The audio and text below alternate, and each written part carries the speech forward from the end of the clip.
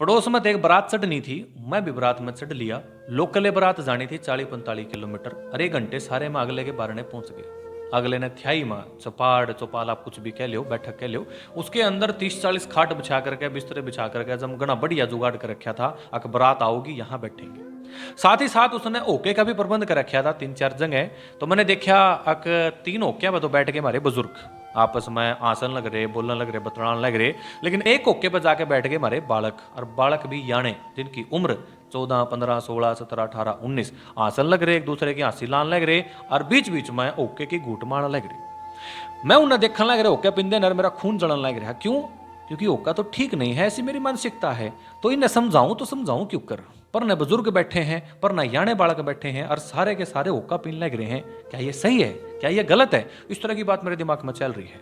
लेकिन वो टाइम चले गया जब हम किसी के बालक ने समझा दिया कर दे, कई बार थप्पड़ चट्टू मार दिया कर दे, लाडे या बात गलत है या नहीं करनी, या बात सही है या करनी है। उस टाइम उन बालक के माँ बाप हमने कुछ नहीं कह करते। लेकिन आज जय किसी के बालक ने सिर्फ घूर भी दो ना, घूरने घूरने पे उसने सही राह पर ला देंगे हम, सिर्फ इसी बात के चक्कर में उसकी माँ या बाप, और कई बार तो दादा दादी सुधा जूतियां चढ़ जाए हमारे पे, लाना लेकर आवे हैं। अक्तना मारे छोरे का नहीं देखा भी क्यों करे, घूरना तो दूर की बात है।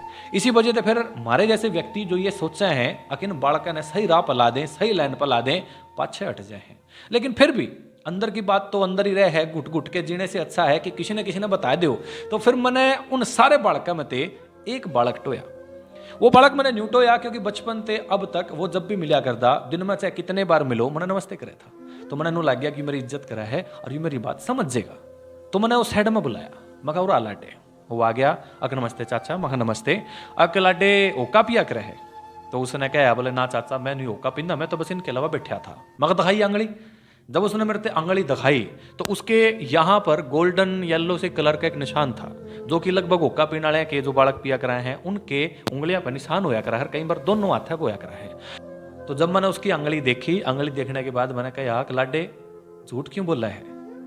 तो उनमें है जो सर रोज ओका पीणिया है, ना कि कदे कदे उन्हें के निशान पड़ा कर है। ये ओके के समझ में की बात, ये दुम्मे के निशान है, मैंने बेरा है, मैंने कईया के हाथ पर देख रखे हैं।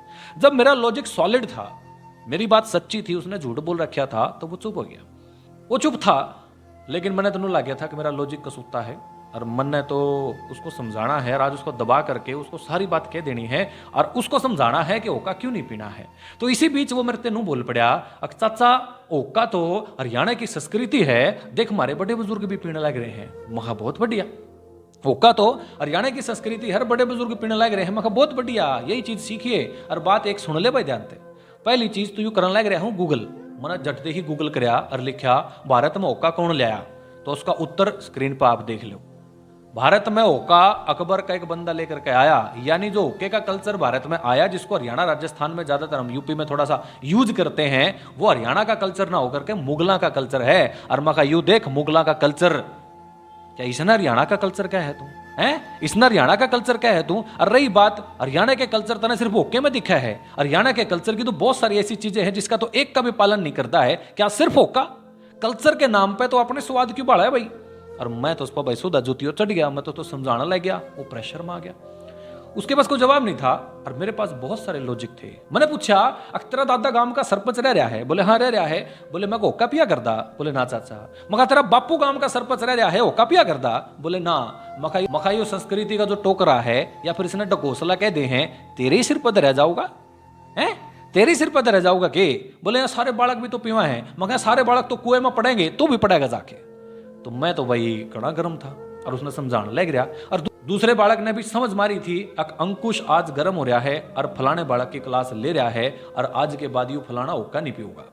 लेकिन जब मैं उसके ऊपर चढ़ रहा था सुधा जूतियों में, उसको समझाने की कोशिश कर रहा था, उसने एक ऐसा लॉजिक मेरे सामने पेश कर दिया कि मैं जो पहाड़ की चोटी पर चढ़ रहा था ना, आज मैंने दबा करके इसने समझा दी और आज के बाद ये ओका नहीं पीऊगा। मैं उस पहाड़ की चोटी पर ए न्यू गिर दिया धरती पे। वो बोलिया चाचा एक बात बता। मका अच्छा।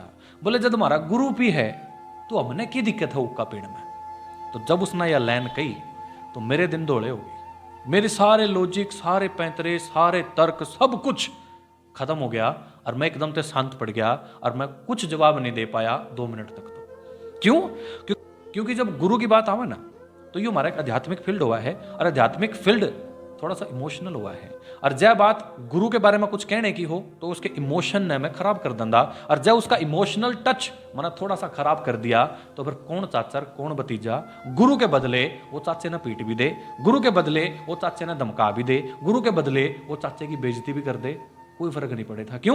क्योंकि गुरु सबसे ऊपर है। लेकिन मेरे दिमाग में एक बात चल रही थी, अक वो गुरु क्या का है जो सा होका पीवा है, और उसने देख करके मारे बालक होका पीने लग रहे हैं। पहली बात, कल्चर का हवाला दे करके अपना स्वाद बढ़ा है बालक ओके का, इब गुरु का हवाला दे करके अपना स्वाद बढ़ रहा है बालक ओके का। फिर मैंने उससे पूछा, अगला एक बात बता, हाँ उसने तो गुरु मानने ही क्यों है जो सतना नशा सिखाने लग रहा है। वो बोलिया, अगर वो थोड़ी कहो हम नौका पी ले, मगर लॉजिक तो तना ऐसा ही दिया, लॉजिक तो तना ऐसा ही दिया, अकुना तो कुछ कहा ही नहीं, लेकिन तना तो सीख लिया ना उस पर। रही बात गुरु की, जय गुरु महा तेरा घना तपस्वी हो, जय तेरा गुरु महा घना बढ़िया हो, उसने तपस्या कर रखी हो, एन बहुत बढ़िया कर रखी हो, और जाने अनजाने में वो एक पाप करने लग रहा है, क्या आपके गुरु ने बात का पता होगा? कुछ नहीं बोल रहा इस बात का। फिर मैंने उससे एक बात पूछी, अच्छा मगनू बता, फिर गुरु ने क्या जरूरत पड़ गई इस ओके की, इस नशे की? तो बड़े खतरनाक तरीके तो उसने लॉजिक दिया कि आपने एक बात बताऊं, मगर दे ज्ञान दे अपना, बता मना बात के कहना चाहो है तू। बोलिया, अगजी मेरे गुरु हैं, उनका शरीर थोड़ा सा बुजुर्ग हो गया। मगा अच्छा, तो उनको करनी पड़ती है साधना, तपस्या, तप, दूनी बैठना पड़ता है। मगा अच्छा, बोला 8-8 घंटे, 7-7 घंटे, 6-6 घंटे, कई बार 12-12 घंटे। मगा अच्छा, तो बोले शरीर साधने खातर उसने साधन की जरूरत पड़ा है। मगा बहुत बढ़िया, ये तो बहुत कसूता लॉजिक दिया तने। फिर मैंने उसने एक बात कही, मग एक बात बता, हाँ ब्रह्मचर्य व्रत का नाम सुना है तने? बोले हाँ सुना है। मग क्या मतलब हो है इसका? बोले इसका मतलब वो है पवित्र रहना। मगा उदाहरण दियो तने एक चीज, बोले कि मगा जो व्यक्ति ब्रह्मचर्य व्रत का पालन करे ना, उसको बाहर के साधन की आवश्यकता नहीं होती, वो अंदर से ही इतना मजबूत होता है, इतना शक्तिशाली होता है, क्योंकि वो अपने वीर्य का नाश नहीं करता।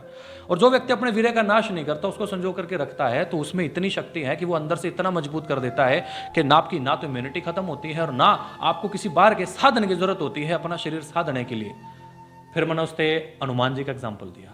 मगर हनुमान जी ने जाना है? बोले हाँ जानू क्यों नहीं हूँ। मगर हनुमान जी एक ऐसा व्यक्तित्व है जिसके लिए दिन डिसाइड किया गया है। बोले हाँ मंगलवार। मगर ये ऐसा व्यक्तित्व है जिसके जगह जगह मंदिर बन चुके हैं। बोले हाँ बन चुके हैं। मगर ये ऐसा व्यक्तित्व है जिसका व्रत रखा जाता है, जिसको भगवान के रूप में पूजा जाता है। बोले हाँ। मगर ये शक्ति, ये चीज आई कहां से? बोले पता नहीं, मगर ब्रह्मचर्य से। हनुमान जी ने ब्रह्मचर्य व्रत का पालन किया है, और ब्रह्मचर्य व्रत की इतनी बड़ी शक्ति है कि आज वो व्यक्ति पूजा जाता है, क्योंकि वो अंदर से इतना मजबूत था। लेकिन जय बात मैं उस साधु की करूं जिसको देख करके आप होका पीने लग रहे हो कि क्या उसने ब्रह्मचर्य व्रत का पालन नहीं किया? तो बोले अगर ब्रह्मचर्य व्रत का उन्होंने पालन किया है, मगर फिर वो अंदर की शक्ति कड़ेगी। अगर व्रत का पालन किया है तो अंदर की शक्ति कड़ेगी। बोले पता नहीं, मगर मैं बताऊं कड़ेगी। महा गेत्ती बोलते हैं, जल्दी ही उन्होंने नशे की आदत लगा ली थी। बोले फिर अगर मखा आज वो छोड़ना भी चाह रहे हैं तो छोड़ नहीं पा रहे हैं। बोले अच्छा फिर? बोले इसी वजह से मखा थारे बर्गे उनने देख कर सीखने लग रहे हैं। तो फिर इतनी सारी बात करके मैंने वो कह दिया, अकलाटे देख मेरा काम था तेरे समझाना, मैंने समझाने की कोशिश कर ली है, आगा तेरी मर्जी है, जो तुम्हें ठीक लगा वो करिए, मेरी कोई बंदिश नहीं है, कोई दबाव नहीं है, कोई प्रेशर नहीं है। मैंने न्यू था सही राह के है, एक चाचा एक पिता समान व्यक्ति होकर के मेरा मन था समझाने का, मैंने तेरे समझा दिया।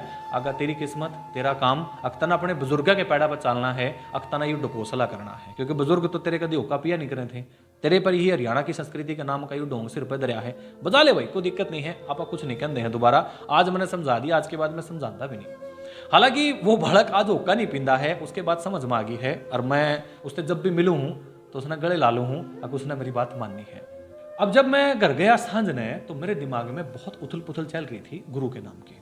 अकमा गुरु होका पिया है, गुरु दुम्मा पिया है, नशा करे है।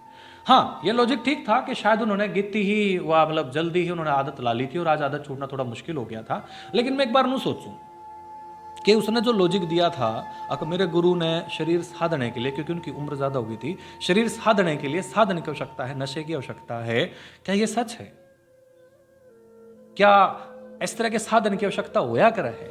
जबकि हम लोगों ने तो अपने वेदों से ये सीखा है कि ब्रह्मचर्य एक बहुत बड़ी शक्ति है, उसकी उसमें फिर बाहरी चीजों की सिर्फ ट्रीटमेंट के लिए जरूरत होती है, वरना न्यूट्रिशन के नाम पे तो हमने कोई जरूरत नहीं होती। हमारा शरीर अंदर से इतना बलवान हो जाता है ब्रह्मचर्य व्रत पालन करने के बाद कि फिर हमें किसी साधन की आवश्यकता नहीं होती। लेकिन फिर भी जब कोई अंदर की टेक्निकल दिक्कत खराब होती है, मान लीजिए हम बीमार पड़ जाते हैं, तो बाहर से फिर जड़ी बूटियों की इन तरह के साधन की आवश्यकता होती है, लेकिन ट्रीटमेंट के लिए, सपोर्ट के लिए नहीं। तो चलो जी, कोई बात नहीं, मेरे दिमाग में चलती रही बातें। तो मैं आप लोगों से पूछना चाह रहा हूं कि उसका लॉजिक सही था कि मेरा लॉजिक सही था। आप प्लीज कमेंट बॉक्स में बात बताइए। फिर मैं एक चीज सोचने लग गया, हालांकि मैंने यूं तो लगे था कि मैंने जो बात कही है वो बिल्कुल सही है, वो तो कमेंट बॉक्स में आप बताओगे कि मैंने सही कही कि गलत कही। लेकिन जब बात मैं उसके लॉजिक के आधार पर भी करना चाहूँ, मान लीजिए उस लड़के ने ये लॉजिक समझ रखा हो, उस गुरु ने, उस साधु ने भी लॉजिक समझ रखा हो, तो उसने आदत भी ला रखी हो और वो नशा करता भी हो, लेकिन मैं ये सोचता हूं कि उस साधु को नशा सरेआम नहीं करना चाहिए। माफी चाहूंगा अगर आपके इमोशनल पॉइंट को थोड़ा सा ठेस पहुंचा हो, लेकिन जो बुहार की बात है वो कह लेनी चाहिए। अगर कोई साधु है जो सरेआम हुक्का पीता है, अगर कोई साधु है जो सरेआम किसी प्रकार का नशा करता है, तो मुझे लगता है कि ये उसकी तपस्या का सबसे बड़ा नुकसान है। क्यों?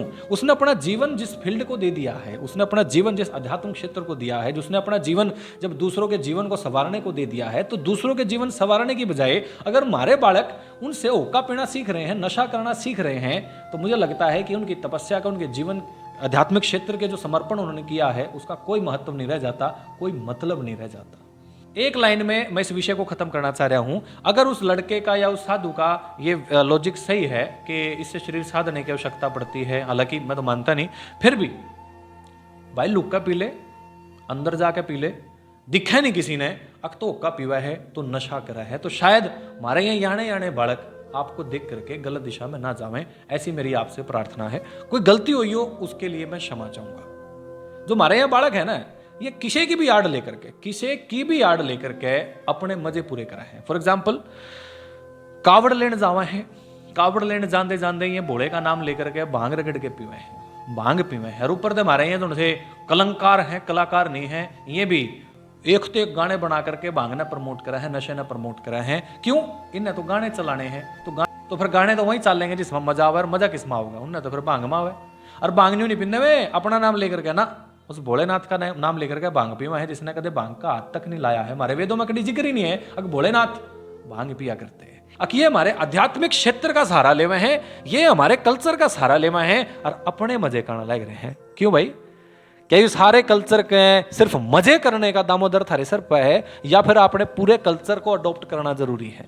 जय आप अपने पूरे कल्चर को, पूरे आध्यात्मिक क्षेत्र को, पूरी चीजों को अडॉप्ट नहीं कर रहे हैं, तो कोई हक नहीं बनता है हमारे कल्चर का, हमारी संस्कृति का, हमारे अध्यात्म का नाम लेकर के सिर्फ अपने यहाँ मजे वाले स्वार्थ पूरे करने। तो दोस्तों, कमेंट बॉक्स के माध्यम से मैं बस आपके इतने विचार जानना चाह रहा हूं, अगर जो मैंने उससे बात कही उसमें कितना सिर कितना गलत है, उसने जो मेरे को लॉजिक दिया उसमें कितना सिर कितना गलत है, और ये जो साधु जो ब्रह्मचार्य व्रत का पालन भी करते हैं, जो साधना भी करते हैं, तब भी करते हैं, और कहीं ना कहीं सिर्फ नशे के चक्कर में, सिर्फ नशा करके या फिर दिखा करके कि हम लोग इस प्रकार का नशा लेते हैं जिस वजह से हमारे बालक बिगड़ रहे हैं, ये कहां तक सही है या कहां तक गलत है?